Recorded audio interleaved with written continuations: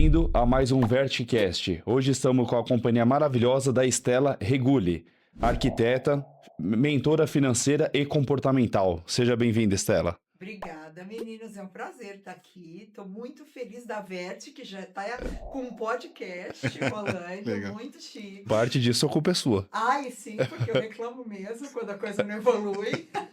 E eu estou honrada de estar aqui. Um prazer. Não é Legal. nossa. Feliz por esse papo. Não mais arquiteta, você tava brava aí, porque não é arquiteta mais. Então, gente, não deixarei nunca de ser arquiteta, né? O olhar clínico não perde, né? Nunca. A gente começou o nosso papo aqui informalmente, falando da minha carreira, então já posso contar? Pode. Tá. Conta quem que é a Estela pra gente. Primeiro que ele falou de mentoria, mas ninguém sabe aqui, tá? Mentoria, coaching, psicólogo, Vamos falar tudo isso. Tá- Vocês tá contigo. escreve aí o papelzinho que Já- a gente tem que falar. aulinha, Vamos vambora. informar. Então, falando de mim, minha primeira formação foi como arquiteta. Essa formação foi uma formação meio que emocional. Eu tinha um combinado com meu pai de fazer arquitetura e meu pai faleceu aos 14, eu tinha 14 anos. Ele faleceu muito jovem e eu fiquei com aquele meia dívida moral, emocional e fiz arquitetura. É assim, gente, eu não sou criativa para ser arquiteta. Não sou. Então, assim, trabalhei, eu tive escritório, meu escritório foi muito bem sucedido, atendi clientes incríveis, só que eu era um leão tocando obra e um fiasco fazendo projeto. E eu tinha muita dificuldade em algumas questões da empresa, como arquiteta. Lidar com o cliente da arquitetura me exauria emocionalmente. Eu prefiro lidar com problemas financeiros do que pessoa fazendo casa. Então, era um cliente que me cansava bastante. Então, assim, foi me desmotivando. E não era uma paixão. A verdade é que não era uma paixão, era um compromisso emocional. Eu tinha, acho que até por isso, né, por perder o pai cedo, eu tinha um desejo muito de entender comportamento, por que que as coisas eram como eram, e enfim. Isso me levou muito para um lado de comportamento, aprender sobre pessoas. Eu fiz master em programação neurolinguística, me tornei master coach, fiz uma formação super séria. Em 2010, então, quando o coach era um uma carreira levada a séria, coisa que hoje já não é muito, e por vários motivos que a gente vai falar. Mas, para apoiar o meu trabalho como coach, eu entendi que eu queria trabalhar com executivos. Eu fiz pós-graduação em administração, fiz MBA na GV, em gestão empresarial, comecei a trabalhar como coach e fui para empresas familiares também, dando suporte, gestão, porque empresas familiares têm uma série de particularidades e muitas vezes pouco estruturadas, falando de administração e finanças, né? Isso é uma paixão também. Então, eu comecei dando consultoria pessoal e fazendo esse trabalho dentro de empresas familiares. Na pandemia, vocês choque. falavam com as pessoas sobre CDB, CDI, CDB, DVD, debenture, e eu achava isso tudo muito bizarro, e eu sempre gostei de investir. Eu tenho um desejo de ter controle das coisas, isso é meu, e eu queria investir sabendo o que estava sendo dito para mim. E eu fui estudar finanças.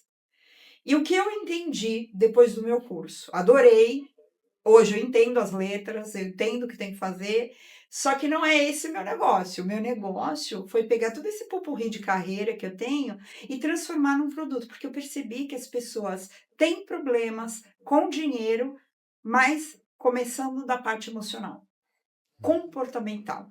Dinheiro, Porque, então, não é o começo dos problemas dessas pessoas. na verdade, o dinheiro é o começo, mas não a gestão só, o vínculo emocional. Dinheiro deveria ser tão somente um objeto de troca, mas não é o que é.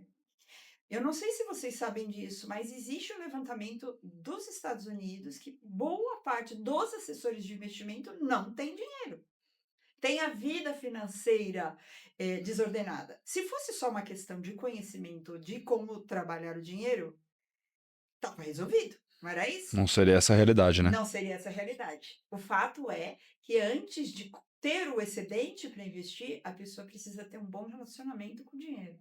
Ela precisa ter uma relação saudável para que ela tenha excedente financeiro, para que aquele dinheiro a faça feliz. Muitas pessoas têm sofrimento com relação a dinheiro, muitas pessoas têm culpa, e isso tem vários assuntos que a gente pode falar durante o podcast, né? Então, hoje a minha carreira é, primeiro, como mentora financeira e de pessoas. É pegar a pessoa, entender primeiro emocionalmente o momento dela, trabalhar, aí a gente entra na empresa, eu trabalho muito com profissionais liberais, pequenos empresários, trabalho a empresa da pessoa para a empresa ganhar mais dinheiro, estratégia, posicionamento, como é que tá a caixa, as pessoas ainda misturam o pessoa jurídica, pessoa física, faz aquela mamãe, então a gente interfere aí, depois vai para a vida pessoal, faz uma rapa, faz um, um esquema de gastos. Um fluxo, né? Ajusta o fluxo da pessoa. Exato. Produziu o excedente, eu entrego para vocês, da Vertic, para vocês cuidarem da carteira. Fazer a parte mais fácil, né? Exato. Verdade, verdade. Aí a pessoa tendo dinheiro, aí sim, tem que ir para assessoria mesmo, porque eu não faço esse papel. O que eu ajudo a pessoa vamos definir quanto a gente vai ter a curto prazo, médio prazo, longo prazo, quais são os planos. Aí sim, até aí eu trabalho. É bem bacana. A gente tem alguns clientes em comuns que foram originados por você.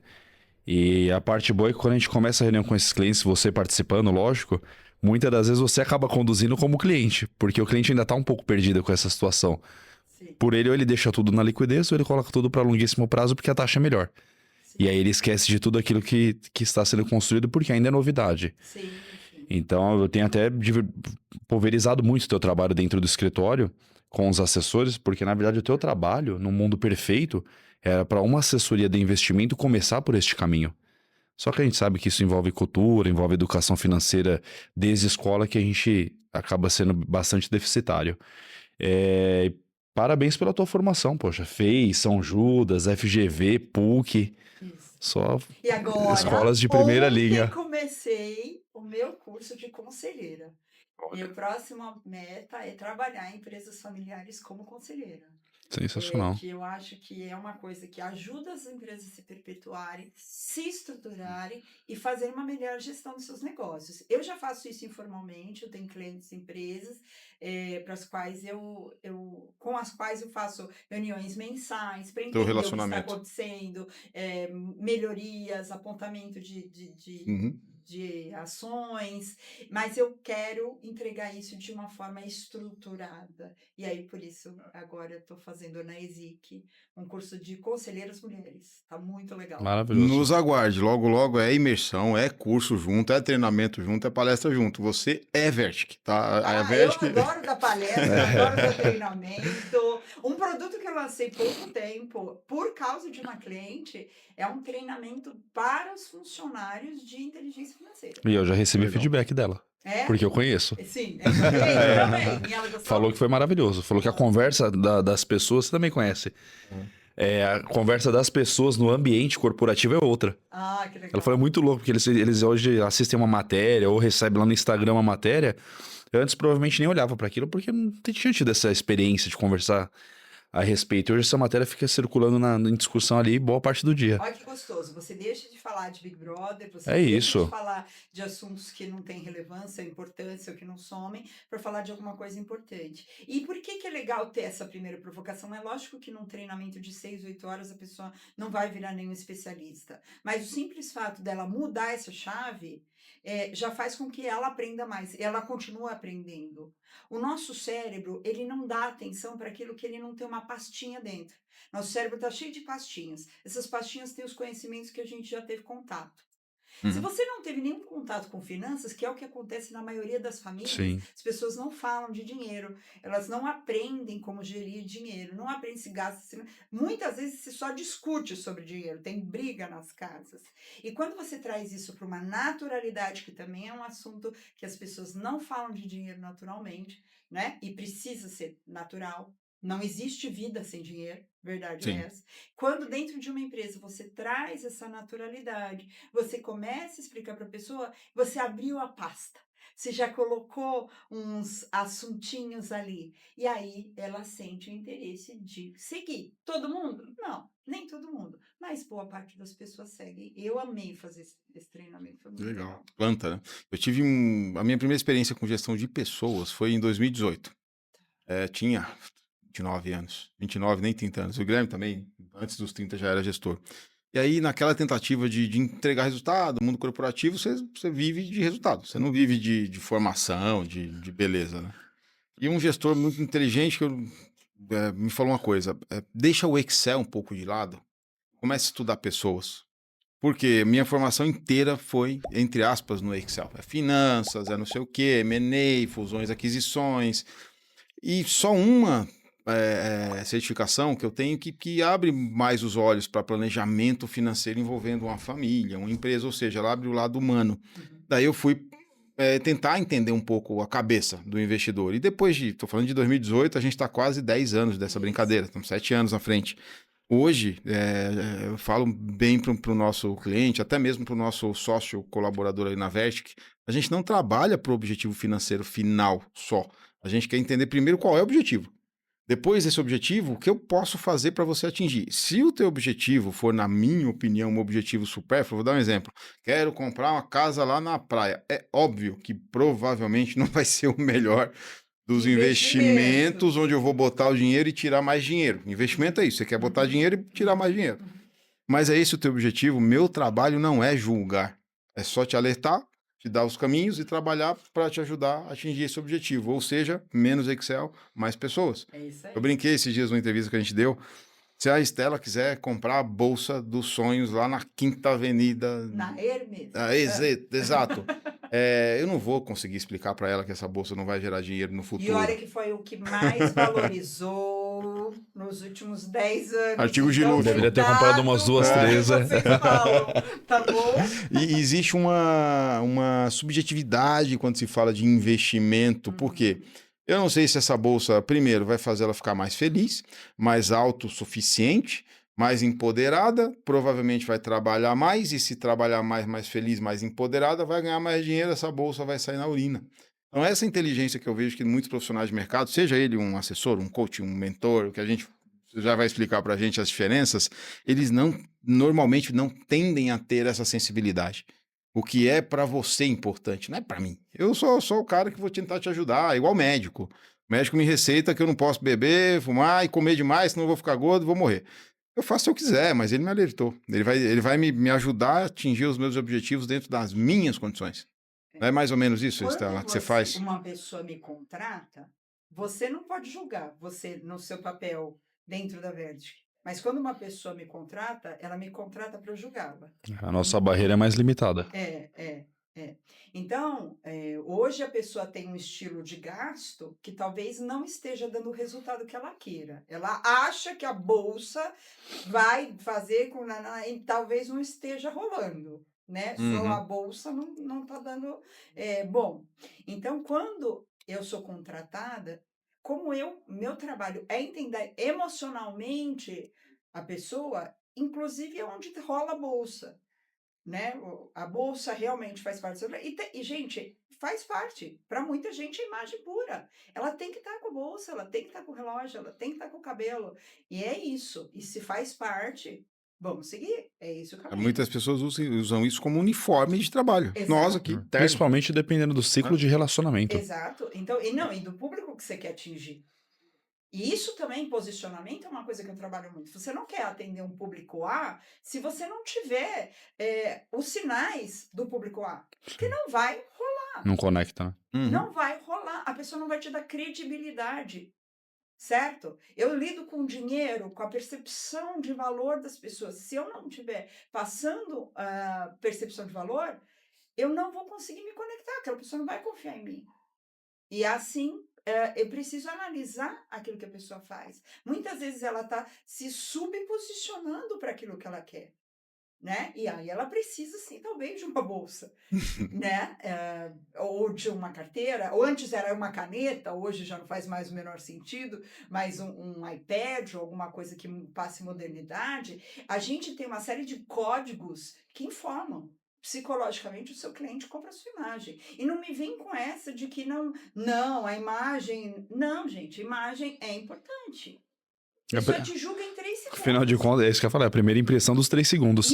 E para desfazer essa primeira impressão, 8 horas. Certo? Você precisa passar uma imagem sólida que converse com o seu público. Seu público é um público mais simples e tá tudo bem ser, Varejo. público é público, depende do seu produto, você tá super valorizada, você não tá conversando com ele também, a pessoa tem medo de você, você intimida. Você precisa ficar mais simples. Vamos moldar a sua imagem para aquilo que você quer. Então, quando você fala assim, eu não vou julgar, eu, na verdade, não é que eu estou julgando, eu vou avaliar se aqueles gastos estão compatíveis com os ganhos. E se aquilo faz sentido. Então, a casa de praia, acho que a maioria das pessoas lê pai rico, pai pobre, ela é um ativo, ela é um passivo, é para quê? Para que você quer isso? Cabe isso no seu orçamento hoje? Não cabe. Então, vamos deixar para mais daqui 10 anos? É um sonho de vida? E sonhos de vida são sonhos de vida, eles não têm muito sentido, né? É um sonho de vida ter a casa na praia, só que para agora não é o melhor. Vamos pensar em outra estratégia? Dá um exemplo rico disso aí. M&A, Mergers and Acquisitions, é o processo de fusões e aquisições de empresa. A gente presta essa consultoria, ou pelo menos a gente começa a conversar e tenta detectar a necessidade. Eu tenho amigos, colegas do nosso ramo que são extremamente mal educados e deselegantes. Stella, você não quer vender tua empresa, não? Ah, você não sabe o que a empresa da Stella representa para ela. Como assim? Para algumas pessoas a empresa é o filho. Para nós é hoje. Para nós, para você. A gente, quando escuta, né? Já rolou um monte de propostinha no meio do caminho, a gente fala, cara, nem vamos tocar mais nesse assunto que é melhor. Então, essa área, eu fiz uma MBA só disso. Essa área, ela requer uma capacidade de sensibilidade absurda, porque qual o problema que a gente vê, Stella, no geral? Um problema de sucessão. Provavelmente essa família, essa empresa, ela não teve um acompanhamento de um coach, não teve um acompanhamento nem psicológico, muitas vezes, de traumas, como você estava explicando pra gente. E a gente vê que é necessário. A gente vê que aquela empresa ela não vai ter um processo sucessório. Porque não há filhos, porque o filho não quer tocar. Não é aquilo, não é médico. Exato. E na conversa, óbvio, você vai ali tentando entender desse dono ou desses donos dessas empresas o que eles querem fazer com a empresa. Eu sempre pergunto, tá, o que você quer fazer? O que você quer? Isso é princípio básico no conceito de vendas, neurologicamente falando, o que você quer, não é o que eu recomendo, né? Eu sempre escuto, não sei, já vi casos de pessoas que eu estava atendendo que deram a empresa para funcionários. Deram. Não tenho, meu filho não quer tocar, vou dar uma grana para ele e essa empresa é de vocês. E eu perguntava, mas você sabe quanto vale? Não.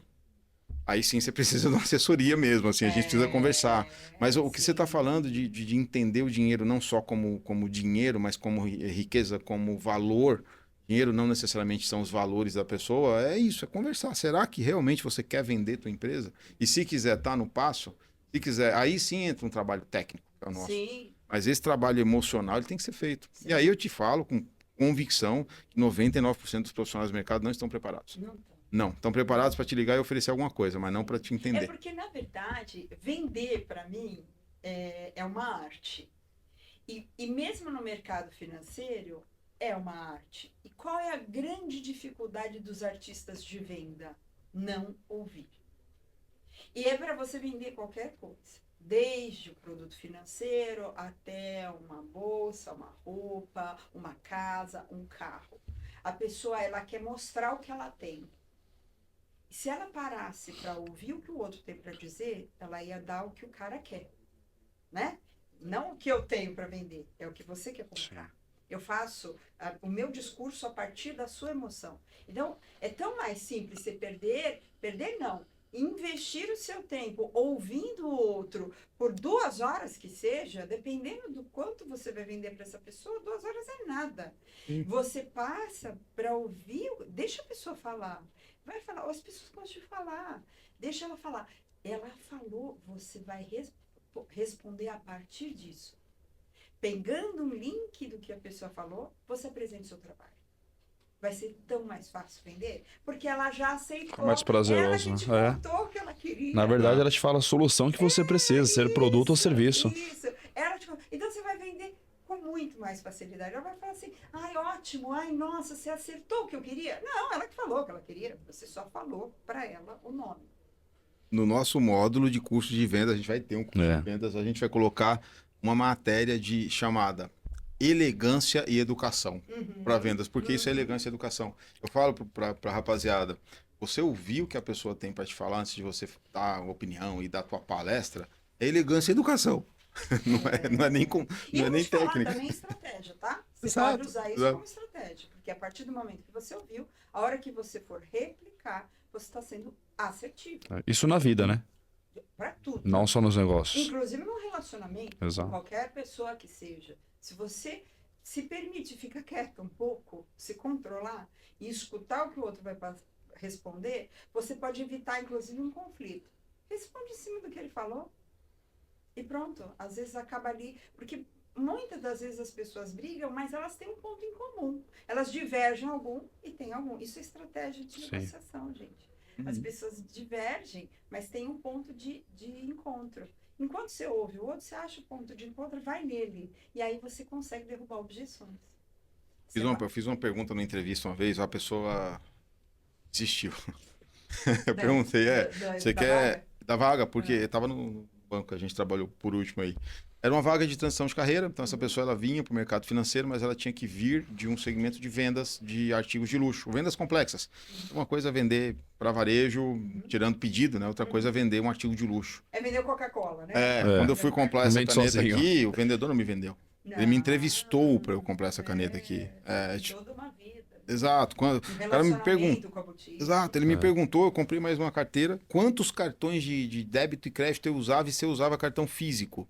A partir daquela informação ele ia me recomendar uma carteira. Sim. É diferente, né? Sim. Então, bom, nessa transição, um rapaz que era de concessionária, eu perguntei pra ele, tá, legal, como é que você negocia com a tua mulher? Falamos agora há pouco de machismo estrutural, depois a gente vai entrar nesse tema. Ele falou, não tem muito negócio, eu pago as contas. Falei, cara, você não sabe vender. Você não tem habilidade para conversar com o teu cônjuge, com as pessoas que convivem com você. Imagina se você vai ter educação e elegância ou vai ter a sensibilidade de conversar com o cliente. Exato. Como? E foi isso, e não contratamos. E a verdade é que o ser humano... Gente, eu vou contar um segredo para vocês. Essa aí tá vindo para derrubar muros. Você falou antes, Marques, eu sempre fui uma pessoa do Excel e tal. Cara, a verdade é que você joga o negócio lá, ela responde. Quem que vai ficar? Vocês pararam para observar? É quem entende a outra pessoa. Exato. A gente vai ter que ter relacionamento. O resto vai ser suprido. Agora, essa coisa, o homem a homem, o olhar no olho, o perceber a dificuldade, o poder dar uma palavra, o ser assertivo na hora certa, talvez, esse approach humano. Por que as empresas estão pedindo para as pessoas voltarem para os ambientes de trabalho? Porque a gente precisa de gente. O ser humano é um ser social.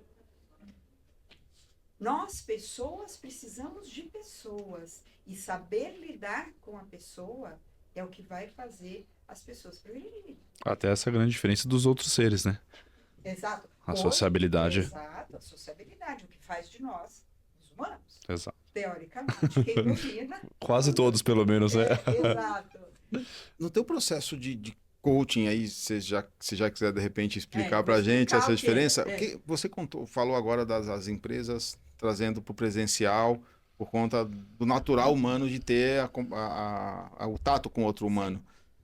Eu encontro barreiras disso no mercado. As pessoas ainda estão... Por que eu percebi? Pandemia, medo. Todo mundo com medo de morrer e ficar desempregado. E ficar desempregado. Desemprego hoje é o que você falou do dinheiro. Eu perco dinheiro, eu perco minha capacidade de sustentar minha família. Se não tiver uma reserva financeira. Exato. Senão E as pessoas... Você não tem liberdade para se movimentar na sua vida. Verdade. E existem índices que mostram a capacidade de produção dessas pessoas durante a pandemia em home office. Por exemplo, para vários ramos, principalmente na área comercial. E pós-pandemia, ou seja, quando o medo de morrer passou e o medo de ficar desempregado passou, é infinitamente para baixo esse gráfico vai. Ou seja, realmente o ser humano não é alguém para ficar isolado. Não dá. E aí, mas ainda hoje há essa discussão. Como é que você trabalhou na tua carteira, nas pessoas que você se relaciona, essa transição de pandemia para cá? Eu não trabalho muito com pessoas que têm essa situação home office.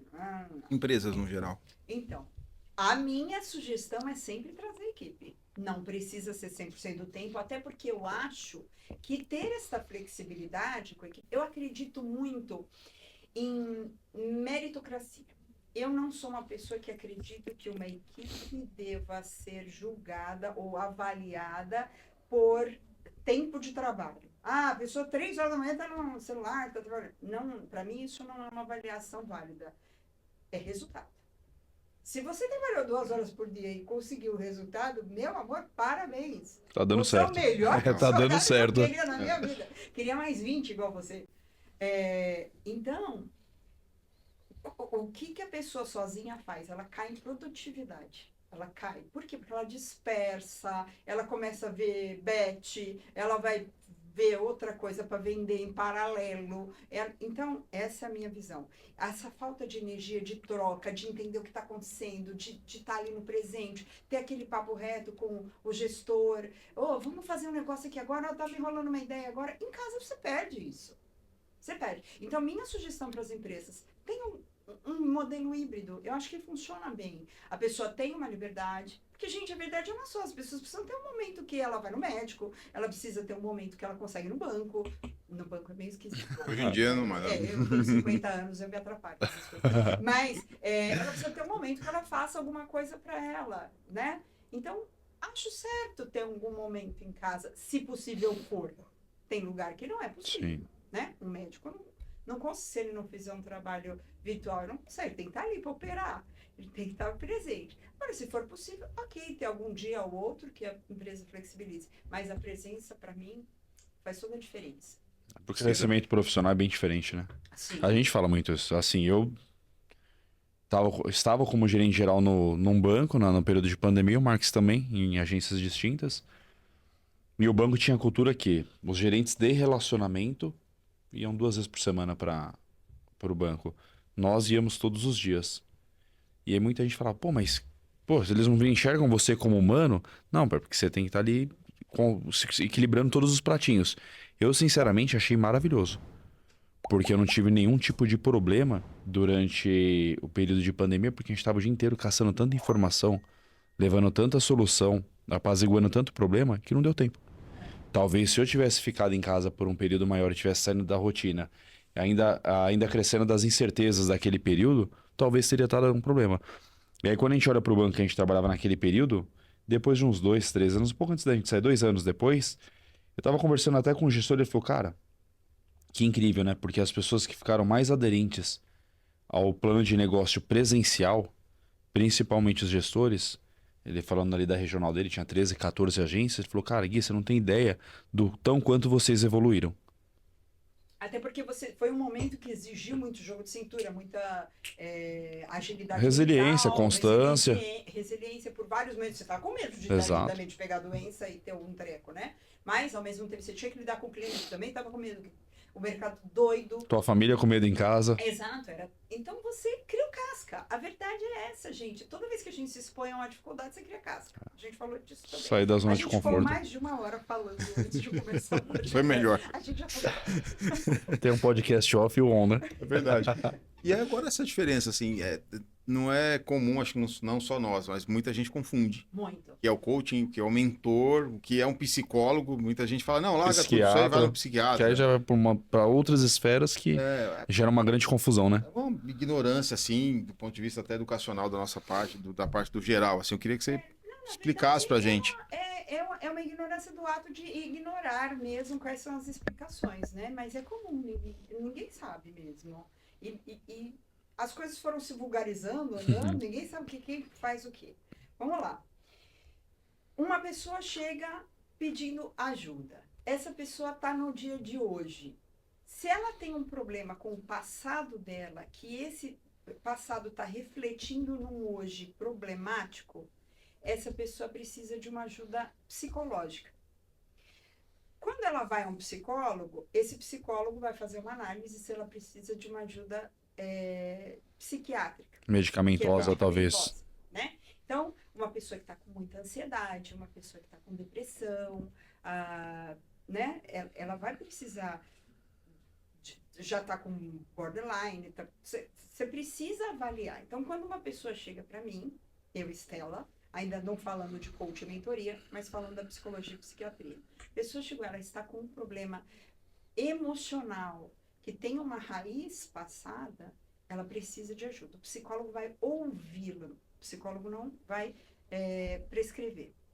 Se precisar de prescrição médica, e gente, tá tudo bem, viu? As pessoas hoje sofrem transtorno psicológico, sempre sofreram, só que hoje é mais comum falar disso. Ela precisa de ajuda, ela precisa curar aquela ferida que está aberta e não permite que ela evolua a partir dali. Chegando nesse psicólogo, ele vai entender se a pessoa precisa de uma intervenção medicamentosa.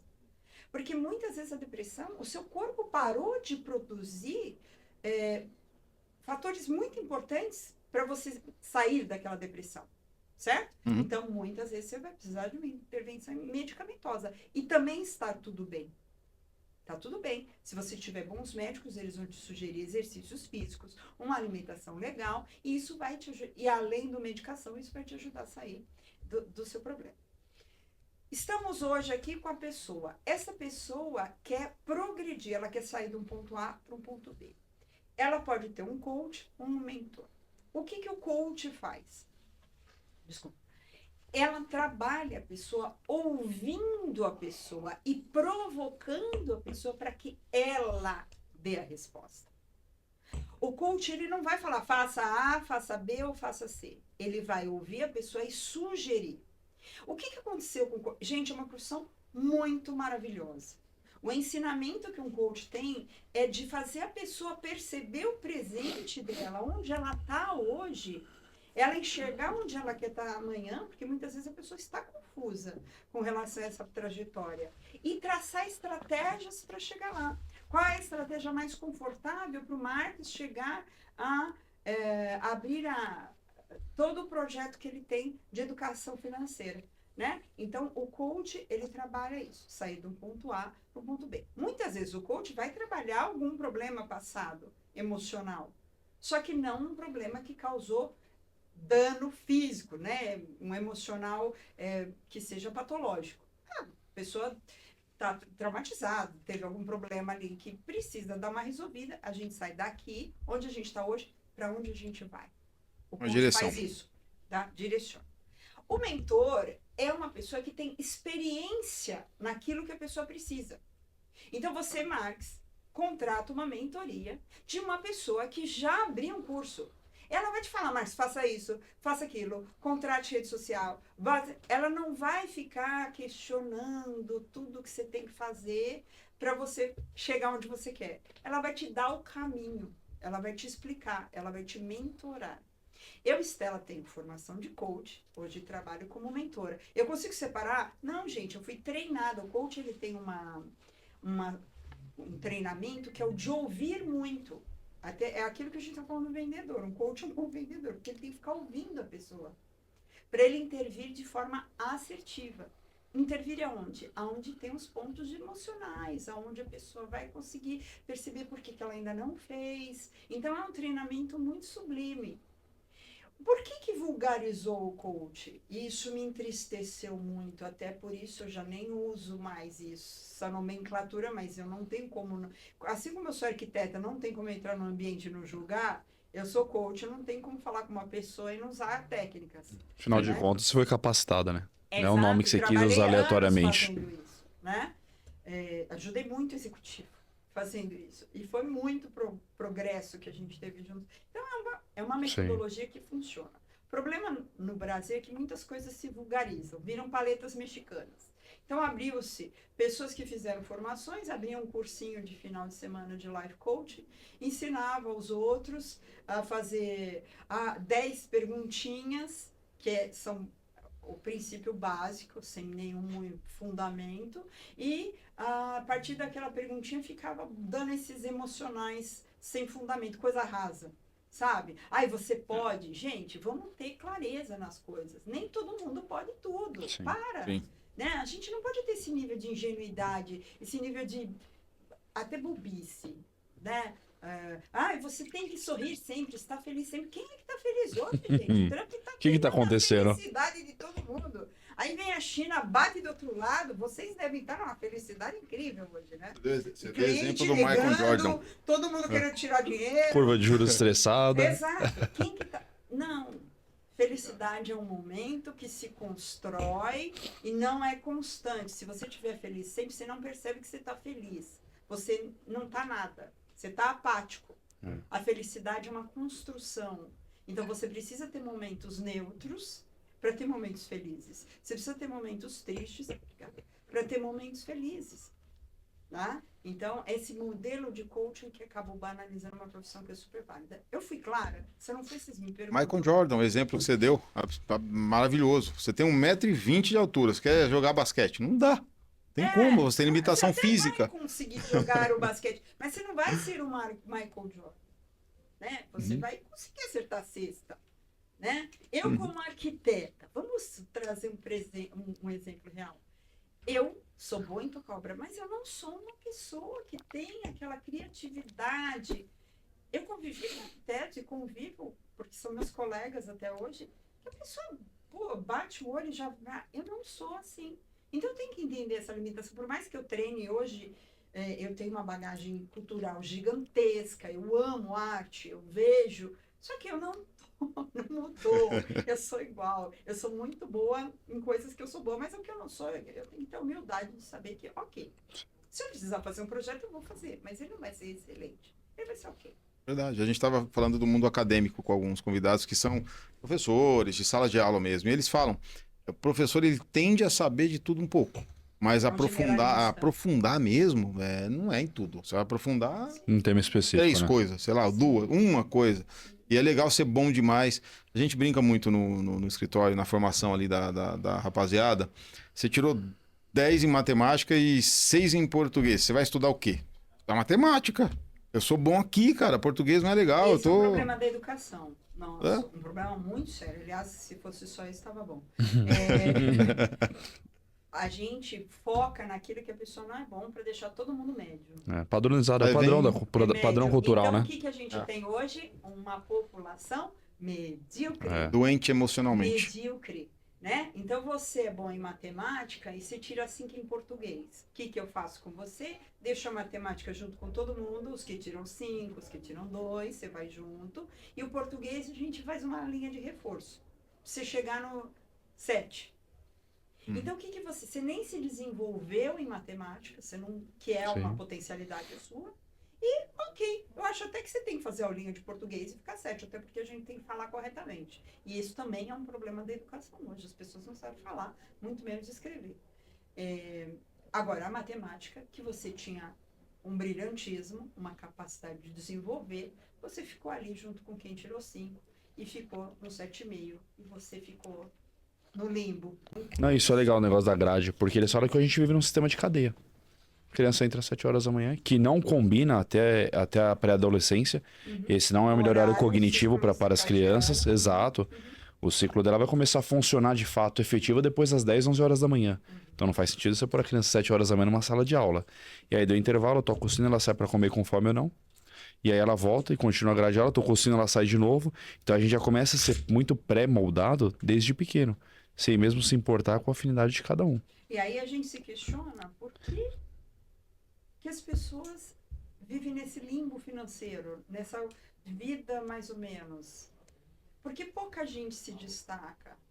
Porque pouca gente foi programada para se destacar. Exato. Ou não concordar. Os pais que viram o filho indo bem em matemática, peraí, esse cara aqui sabe das coisas, vamos botar um foco. Por que o Brasil é o lugar que forma mais advogado e menos engenheiro? A gente tem déficit de engenheiro. Por quê? Porque as pessoas, culturalmente, acham que matemática é difícil. E é tão forte isso. Mas faz correr do problema. Você acredita? É PNL puro, né? É uma programação. É uma programação. Tem algumas programações. Fala um pouquinho de PNL pra gente, que eu amo esse tema. Eu já fiz. Muito legal. Ó, tem um livro que chama Cérebro Inconsciente. Depois eu te passo de livro, você acha que ia gostar. A gente tem algumas programações que são programações que vêm da gente como raça humana, vem vindo. A gente vai se desenvolvendo e aquilo vem junto. Então, por exemplo, quando a gente vê essa coisa do homem provedor, a mulher cuidadora, Isso é uma... Primeiro porque no tempo das cavernas o homem era o mais forte, ele tinha que sair para lutar, para trazer a caça. E a mulher tinha os filhos, ficava para cuidar, né? Então isso hoje não precisa mais ser assim, mas a gente traz isso numa memória celular. Para vocês terem uma ideia como essas coisas são fortes, a gente tem um inconsciente de que isso é estudo científico, não é um achismo, tá? O livro elucida muito isso. Estudos científicos de que a mulher se julga menos conhecedora de matemática que o homem. Sim. E, por conta disso, acaba incorrendo mais em matérias de humanas. Vai menos para matérias de exatas. Olha que doido. Machismo estrutural. Eu não Humano. Exato. E é assim, cara. Você não falou pro teu filho isso. A coisa vem vindo. E é assim. Eu vi um artigo a respeito Até disso. que você pare para pensar. E quando que a gente vai parar para pensar, né? Você não para. Você vai vivendo o dia ali. Automático. Isso. Então, quando você... A gente só presta atenção naquilo que a gente é provocado. Acabei de falar. Você não tem a caixinha no cérebro, você não olhou. Você passa batido. Você nem sabe que existe. Sim. Quando você é provocado e você olha, você começa a falar, nossa, é mesmo. Né? Por que as mulheres, então, não tomam conta do dinheiro? Porque elas não sabem matemática, não sabem cuidar, me dá até coceira. Verdade. Então, é uma super médica, uma super advogada, é uma profissional incrível, empresária, mas chega na parte da matemática, na parte financeira, e, gente, hoje em dia, a calculadora faz tudo. Que preguiça, você não precisa saber nada. Calculadora, Excel. Excel trabalha para você de graça. Exato, não precisa fazer nada. Só que as pessoas têm até medo de olhar, não querem nem olhar. Os números assustam e ela acaba se afastando. Eu acho que eu nunca te contei isso. Eu fui criado por duas mulheres, né? Minha mãe e minha irmã mais velha, assim. Infelizmente não convivi com meu pai, que é um cara sensacional, mas circunstâncias da vida a gente não conviveu junto. Sim. Eu amo mulher. A minha mãe sendo machista, ela é mais macho de qualquer macho que você pode me mostrar Ela aqui. é porreta. Porreta demais. Minha irmã, então, nem se fala. Minha irmã foi um pai e uma mãe pra mim também. Então, eu cresci, a importância do berço, né? Eu cresci com essa imagem. Então, hoje, nos meus relacionamentos e no mundo empresarial, eu amo mulher. Eu amo conversar com mulher. Eu acho mulher mais inteligente, nem se fala mais bonita, mais cheirosa, mais competente, mais Mais trabalhadora. racional. Mais racional. Mais racional. Eu acho a mulher Pior que a gente compacta da mesma opinião. Exato, Que exato. bom, Exato. vocês precisam de uma sócia mulher. Precisamos, nós temos duas maravilhosas lá e queremos mais um monte, assim, meu sonho é que a gente cresça um dia e o grupo Veste, né, várias empresas constituídas ali, a CEO, sei lá, membro do conselho seja mulher. Eu acho a mulher com a capacidade cognitiva, uma capacidade de relacionamento interpessoal, empoderada como você E é, aí, isso é isso excepcional. vem também da nossa pré-existência. Pensa bem, o homem estava onde? Caçando. Qual é o foco do homem? Único. Ele só está procurando... Comida ele leva quer pra voltar casa. vivo. Ele quer voltar vivo com comida para casa. Então, é foco unidirecional. A mulher estava numa caverna, com crianças, filhos, tendo que prestar atenção se nenhum perigo estava acontecendo. Por que mulheres falam mais? Porque remonta da história. Sim. As mulheres precisavam estar falando para ver se estava todo mundo bem, estava todo mundo ali. Ela precisava ter essa sensibilidade, se estava, né, alguma coisa acontecendo. Ser multifuncional. O nosso cérebro se desenvolveu para prestar muito mais atenção primeiro na pessoa, em tudo que está acontecendo, o que está em volta. A nossa capacidade de olhar 360 graus é muito maior. Por que mulher pega buraco na rua? E é assim, pega, tá? Pega. E eu não tô nem aí. Porque ela é boa de mira? A roda. Porque é boa de mira? Lógico, porque não tá nem vendo buraco. É insignificante Prestando para atenção em ela. outras coisas. Exatamente, não tá vendo. Agora, um homem não pega o buraco, sabe? Se pega, meu Deus, parece que fere a masculinidade dele. Se rolar, vai. Meu Deus! ralar o roda na Vai guia, quebrar então o acabou o final de carrinho. semana. Vocês não sabem que pode mandar arrumar. O brinquedinho dele, que é o carro, vai quebrar, né? Ah, mas é muito. Minha esposa, quando ando com ela, falou que ela é muito boa de mira. Eu tenho medo eu tenho medo se fosse uma arma na mão dela. Quando ele fala assim, dá pra acertar só um buraco, eu falo, não, hoje eu saí pra todos. Você vê, coisas bobas e que faz muito sentido. Mães, ensinem seus filhos a cozinhar. Eu cozinho, eu adoro cozinhar. Sim. E fala que é bom. Serviço de casa de forma geral, né? Minha mãe e minha irmã. Então, as pessoas quando vão em casa, como é que você conseguiu fazer um jantar aí em 20 minutos? Minha mãe, a vida inteira, minha irmã a vida inteira. Minha mãe conseguia para 4 filhos fazer um jantar em 20 minutos. Um jantar bom, coisa boa, tá? Não é nada demais. Bem alimentado. Aí você leva isso pro mundo corporativo, eu e o Guilherme, a gente é mulher nesse sentido. A gente olha para 300 coisas ao mesmo tempo com foco. Não é que eu olho e faço de qualquer jeito, a gente olha com foco.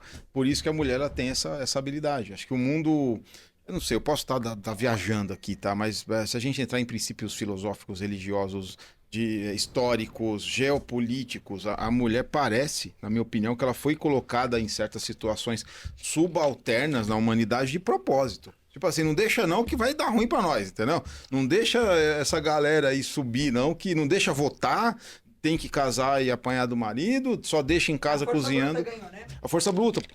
E quando você pega do perfil de competência e condição de sobrevivência humana no planeta Terra, a mulher é muito mais competente que nós. Homem morre cedo. Eu vou ser bem franca. Eu falei pra vocês isso, eu sou zero feminista, zero machista. Eu acho que pessoas têm valores. Eu curto um negócio em que homens e mulheres coexistem em harmonia. Eu acho que homens têm competências hiper irrelevantes e necessárias. Tem horas que o enfoque masculino se faz necessário, né? Essa capacidade de manter o cérebro ali sharp para alguma coisa. Às vezes a mulher não consegue. Claro que tem mulheres que conseguem também. E eu acho que a sensibilidade, hoje a inteligência emocional da mulher, nem todo homem não tem inteligência, tem muito homem que tem também, mas é mais comum a mulher ter essa inteligência emocional, tem uns que também não tem. Tá tudo bem. Vamos falar só da média, né? Isso, vamos falar aqui na média.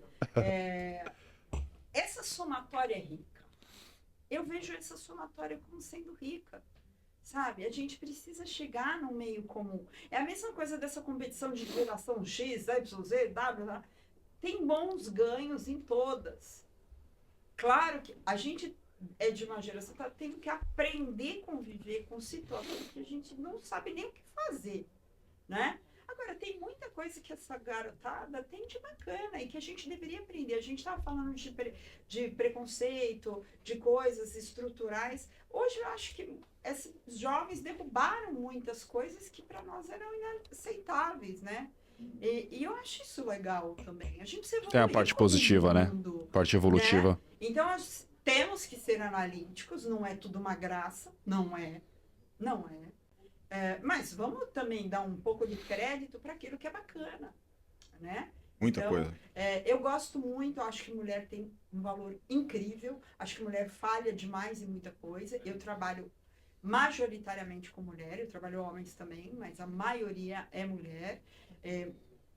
A gente tem que trabalhar.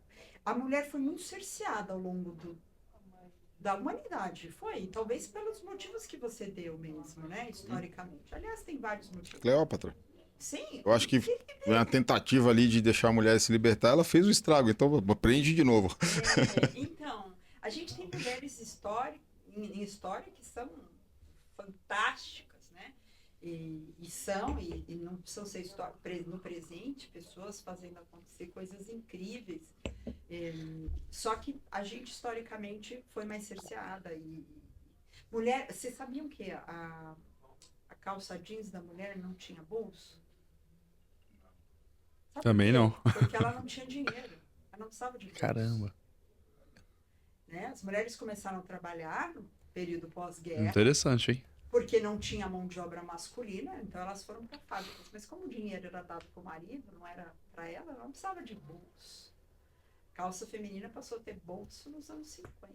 Te dá um dado. No Holocausto, eu gosto muito de história, muito mesmo. Geopolítica, história.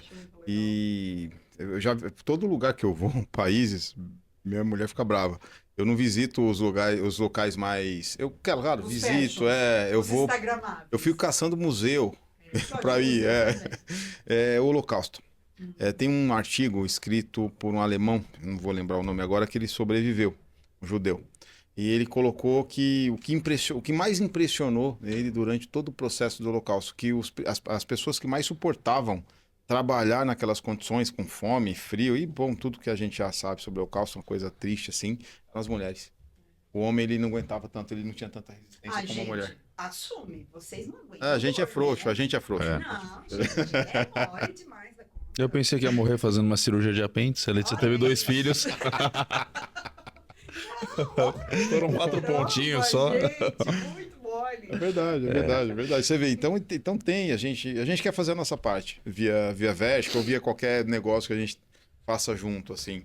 O educacional, o passar para as pessoas o que a gente tem de melhor, que é a capacidade de síntese na nossa área, legal, vamos embora, vamos passar. E essa questão social, a gente está entrando sim com algumas pessoas em conversa, em trabalhos sociais, mas não é levando peixe, é levando a vara. Então, Eu você acho isso já faz fantástico. parte disso e vai fazer Me mais. emociona, porque se eu pudesse falar assim, ó, Stella, você é presidente. Eu zero política, não tenho estômago para política. Mas você é presidente, o que você faria? Educação. Educação. A gente fala isso todos os dias. Educação. E para mim, se puderem ajudar, ajudem educando. Levando conhecimento. Conhecimento tira da ignorância. O conhecimento Dando profissão. tira da escuridão.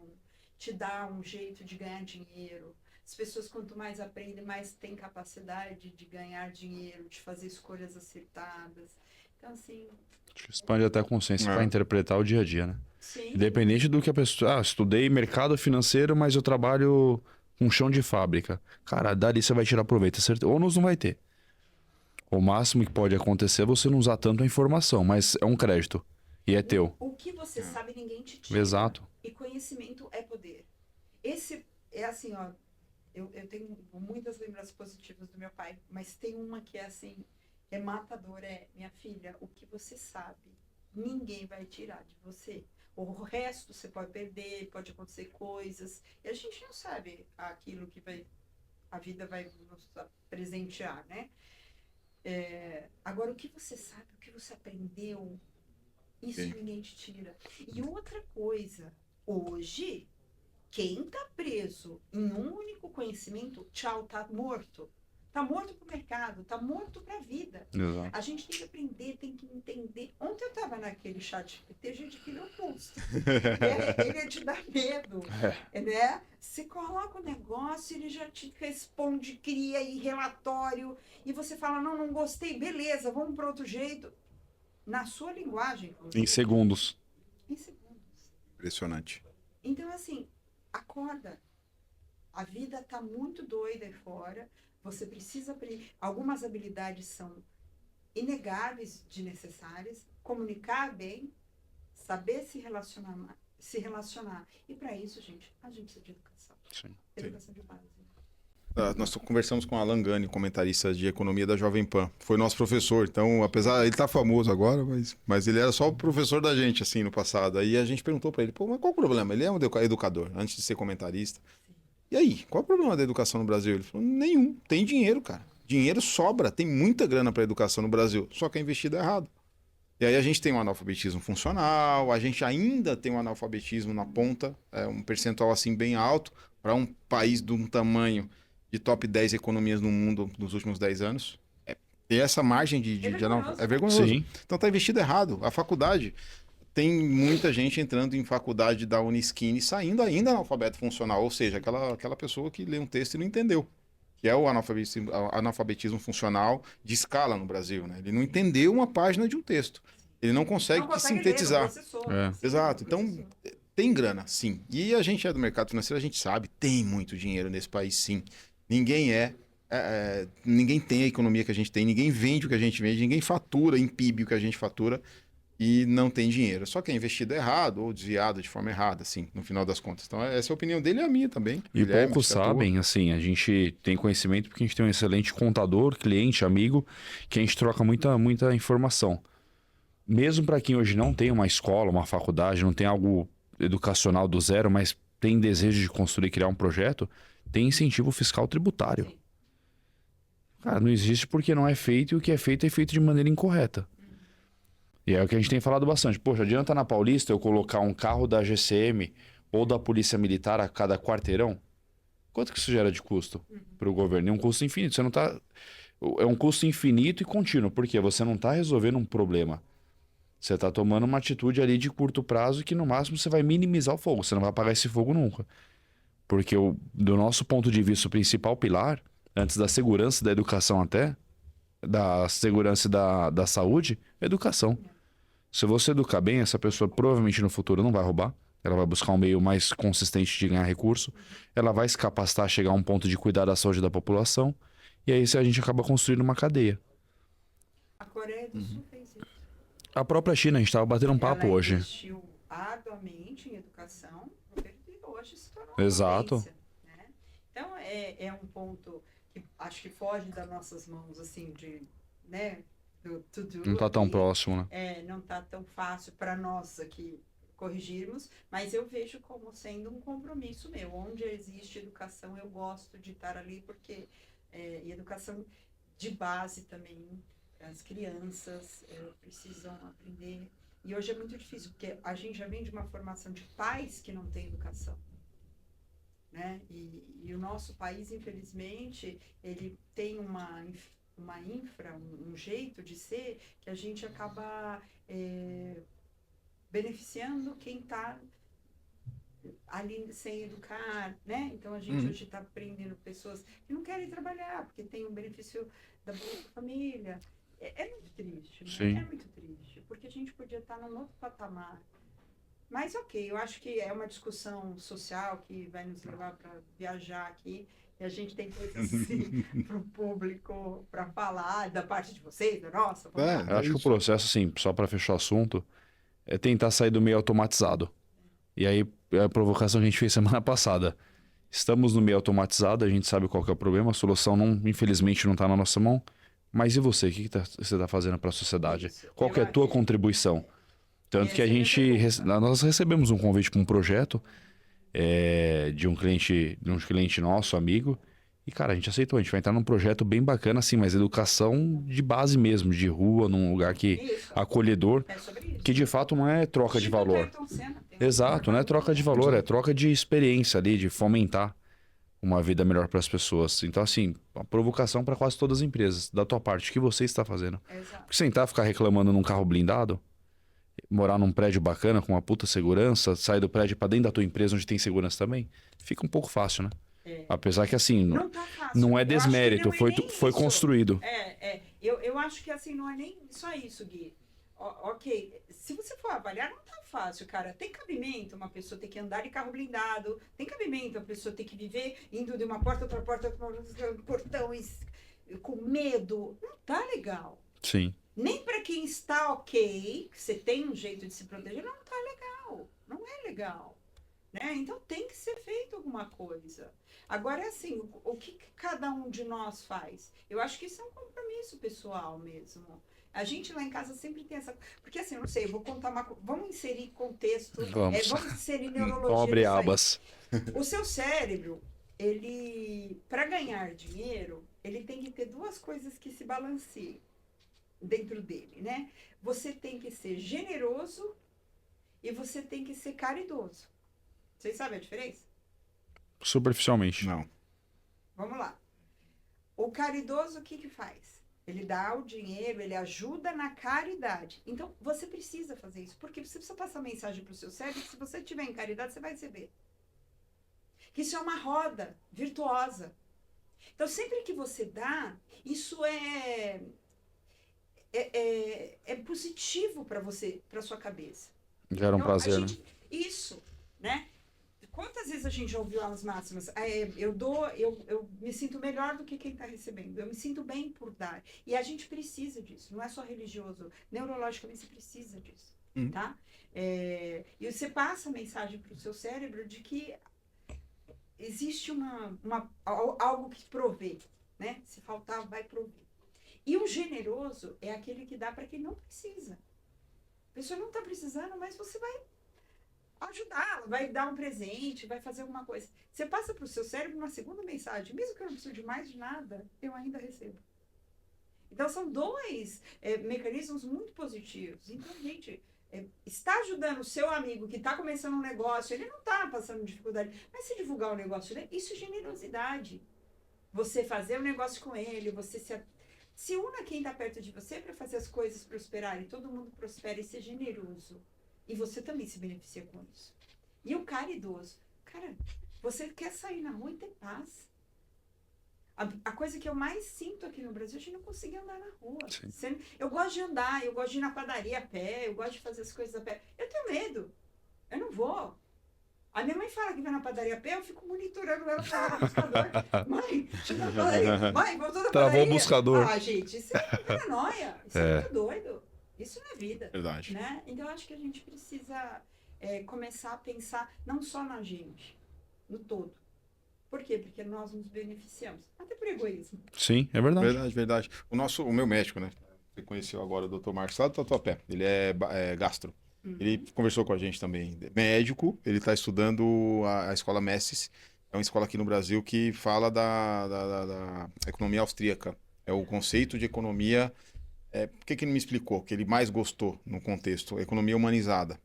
E aí, saindo de economia e entrando em qualquer princípio acadêmico, finanças, economia, administração, principalmente as exatas, né? Humanizar o princípio do Excel, ou seja, humanizar o que eu estou fazendo. Eu estou fazendo o que aqui? Eu sou um assessor de investimentos, eu vou potencializar uma carteira de um investidor para dar mais dinheiro para ele. Legal. É o que a gente conversou no começo do nosso bate-papo. E o ser humano por trás disso? Ele quer, realmente é o ganho que ele quer, a bolsa, é o carro, é os filhos. Você está atendendo os valores dele. Exato, tanto é que no processo de planejamento financeiro que a gente faz, ou pessoal ou empresarial, onde as pessoas se emocionam quando você fala da família. Onde as pessoas mais querem falar sobre o tema quando você fala dos filhos, dos sucessores, dos pais, dos cônjuges, ou seja, da empresa que normalmente é um filho daquela pessoa, é uma coisa que ele criou, que ele fez. É um trabalho lascado. Exato, então as pessoas não têm prazer em falar dos ganhos que ele teve. Nossa, é raro isso, é mais o abobado, tá? Sinceramente. A maioria das pessoas gostam de falar, mas é verdade. As pessoas gostam de falar das conquistas. Gente, porque no fim da nossa vida, vamos olhar, o muro chegou. O que você vai levar? Conquistas. As suas emoções. Tudo se resume às suas emoções.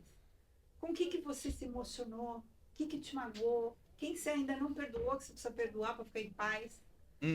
Né? Então, eu entendo que até a gestão financeira, e que eu acho que eu encabeço uma parte, vocês continuam e vai para o resto da vida da pessoa, ela é uma parte importante para que a emoção dela, ela fique em paz. Né? Cuidar do dinheiro é cuidar, ter paz. É isso que você falou, Marques. É a pessoa poder se emocionar com a família, não estar preocupada que não tem dinheiro para pagar o cartão. Né? Verdade. Ter paz espiritual, né? Exato. Senão você passou a vida naquele umbral, naquele looping de ganhar, gastar, né? E hoje, muitas vezes, querer mostrar, ostentar. Que isso também é uma coisa que a rede social acabou. Verdade. Uma vez eu fiz um pagamento para um show do Sidney Magal. Ai, gente, eu adoro o Sidney Magal. Aí eu brinquei, eu era molecão na época. Falei, Sidney Magal, sei lá, né? Aí o meu cliente falou, você tá convidado. Era bodas, qual que é a boda mais velha? Como é que é? Bodas de ouro? A mais Ou antiga. diamante. A última ali dos 50, 60, 70 anos. 50 de ouro. 50 é ouro, 75 Era uma boda dessa aí, tá? Era o aniversário de casamento dele. Ele tava com a mesma esposa, nos mundos de hoje, com a mesma tava com a mesma esposa, puta. Já é um diferencial, né? E ela com o mesmo marido, Sabe. convenhamos, né? São sábios. E aí, que emoção, os filhos. Aí ele fez a escadinha dele, dos filhos, dos netos, que já tinha bisneto. O Magal ficou no meio lá, dançou. Menino, ele é caro pra caramba, o Magal. Paguei o show dele. Nós vimos o cachê dele, que a gente vai fazer uma festa, mas acho que não vai rolar. Depois cover. Exato, tá vendo? Olha a alegria dele, é o Magal. É um show porque ele representou, acho que o início lá, ou Nunca mais se esquece. Experiência incrível. Né? A gente precisa cuidar do que precisa ser cuidado para a gente poder viver o que a gente deve viver. Né? Verdade. Então a gente precisa cuidar da parte financeira. A gente tem que entender que tem que ter responsabilidade com ela. Infelizmente as pessoas não são educadas para isso. Vamos de novo na educação. Acho que isso é importante. Vocês que querem se engendrar nesse meio, ensinar desde criança, cara. Você tem que ter responsabilidade, cofrinho, mesada. Ó, se você gastou tudo, você vai ficar sem lanche. E é isso. Ah, queria figurinha. Cadê? Pega na Lorena tá indo bem, que ela guarda tudo. Ela vai na venda e diz que vai Poupa. gastar o dinheiro dela, gasta o meu. Eu acho que ela é ótima. Ela é essa inteligente, menina. é. O que é meu é meu, o que é seu é nosso. É isso. Papai, paga com o seu porque não vai ter troco. Ela anda com a nota de 50 há 10 anos já. Aquela danada. nota já tá toda incluída. Muito bom. E aí, projetos, o que é que você quer fazer aí pro futuro? Menino, então, viemos aqui nesse espaço de podcast. É muito legal aqui o espaço todo deles. Basoft. Como chamam? Basoft. Vocês estão fazendo propaganda? Basoft. Né, eles são bons. Precisa estar cuidando da gente. Por enquanto tá cuidando bem, a gente faz Ó, propaganda. faz propaganda Se para de positiva. cuidar, a gente faz o contrário. Faz a positiva, É. a negativa. Então, eu estava até papeando lá fora. Meus próximos passos. Meu objetivo é trazer mentorias para mais pessoas. Eu quero... Porque, assim, é caro um processo desse, né? E eu quero levar isso para mais gente. Porque eu entendo que é uma coisa meio de missão, sabe, Marcos? Ampliar. Acho que a gente tem conhecimento. Como eu falei que eu não sou boa arquiteta, eu acho que Deus dá algumas habilidades para todo mundo. E eu acho que Ele me deu algumas, e mais do que habilidades, Ele me deu a oportunidade. Eu, toda semana, quando eu faço uma oração, eu agradeço a Deus pela oportunidade que eu tenho de aprender. Porque não é barato o aprendizado, né? O conhecimento, de você ter tempo para. Tem muita gente que não tem tempo. E tempo é um recurso escasso. Então, eu agradeço muito e eu acho que é um compromisso meu de juntar tudo isso e ajudar pessoas a progredirem, a prosperarem. Então, eu quero fazer isso mais em escala, mais gente de uma única vez, claro, tendo uns momentos homem a homem, mas eu consegui escalar, isso é um próximo passo, e quero sim ter um treinamento que eu crie, estruture, e tenho buscado parcerias para levar isso para empresas, para crescer, eu quero. Você está me falando muito aí do seu projeto de educação é uma Você já está no provocação, meio, tá? fica no meu cérebro, Você já faz parte disso. eu já estou no projeto. Já tá no ótimo, projeto. Já posso ver, os dividendos chegam quando... Você não é um contrato social. Toma, hoje é CAPEX, só reinvestimento, mas logo vai ser Legal, porque cash. assim, eu vejo que é para isso. É sobre isso me felicita, isso me faz feliz e eu acho que é missão mesmo. Eu tenho essa mesma, o Guilherme também, essa mesma linha, assim. Tem sim o fundamento financeiro no final? Tem. Óbvio que você está investindo o teu tempo em alguma coisa e você vai querer tua grana. Mas que legal que a gente pode fazer dinheiro com algo que a gente ama fazer e faz bem para os outros. E fazer dinheiro Sensacional. é muito nobre. Até porque você só está conseguindo educar alguém que não pode pagar por isso porque você tem recurso, né? Então, isso é uma coisa que eu tento mostrar para os meus clientes que têm dificuldade de ganhar dinheiro, que sente culpa. A culpa de ganhar dinheiro é muito grande, a pessoa fica se explicando. Olha, tem a ver com ganhar? Tem a ver com ganhar dinheiro, gente. Até porque sem o dinheiro você não consegue bancar isso aqui, você não consegue levar educação. Ter liberdade de tempo. Exato, você não consegue ter liberdade de tempo para dar o seu tempo naquilo que faça mais sentido espiritualmente para você, emocionalmente, os valores, independente do que você escolher chamar. Então, o dinheiro é fundamental. Sim, fundamental. Ele tá tipo, quando você pega a pirâmide de Maslow, eu acho que vocês conhecem a pirâmide de Maslow, a primeira coisa é comer. Se você não tem dinheiro, você não come. Necessidades básicas de baixo para cima. Não tem... Exato, a gente não está falando nem de se realizar emocionalmente e que todo mundo deveria ter esse direito de se realizar também. Você vê que instinto, né? Minha mãe criou assim. Em casa ela falava pra gente, primeiro você come, depois você vai vestir, você não pode andar pelado, você tem que ter roupa, depois você vai estudar, morar, antes de estudar, né? Você mora, come, veste, estuda, ou seja, necessidades básicas, exato. Exato. Então você já está nesse projeto com a gente, pode ter certeza. O que eu fui muito resistente durante um bom tempo de sair falando o que a gente faz, eu ficava com medo, falei, pô, será que as pessoas vão achar legal? Por quê? Não é é isso. só prepotência, né? Prepotência, era o maior medo. Daí você pega a rede social hoje, o YouTube, você vê um monte de conteúdo porcaria. Aí legal, eu sou um consumidor de conteúdo bom. Eu fico lá, eu sou o cara que assisto 4 horas de podcast sobre história. Exato. Eu vejo lá o rádio não toca mais. Exato. Não, agora eu tô aprendendo italiano, eu venho ouvindo podcast italiano, olha só. Legal. E é legal porque ele veio contando, agora eu tava ouvindo o Inferno de Dante em italiano, olha que bacana. Então a gente tem que usar nosso cérebro. Usar o tempo a teu favor, né? Exato. O meu entendimento foi o entendimento que você falou pra gente hoje. Falou, pô, Tá, legal. As pessoas estão tão lunáticas no conteúdo ruim via internet. Mas quando alguém ele acessa um conteúdo bom, que faz alguma diferença para ele, essa pessoa começa a mudar a configuração mental, o PNL, a programação neurolinguística dela, ela começa a mudar. Maravilhoso. Então, peraí, se eu, o Guilherme, se Estela, se a gente consegue falar alguma coisa para qualquer um entender, do ponto de vista educacional, tá bom, então vamos derramar esse conteúdo na rede. Se tem tanta coisa ruim assim, então o nosso conteúdo vai ter que ser visto, porque o nosso conteúdo é bom. Então vamos embora. É um trabalho também social. Oxalá seja visto. Quero muito. Da minha Vai dar parte, certo. finalizações. Da minha, também agradecer bastante a tua presença. Poxa, a gente É um prazer.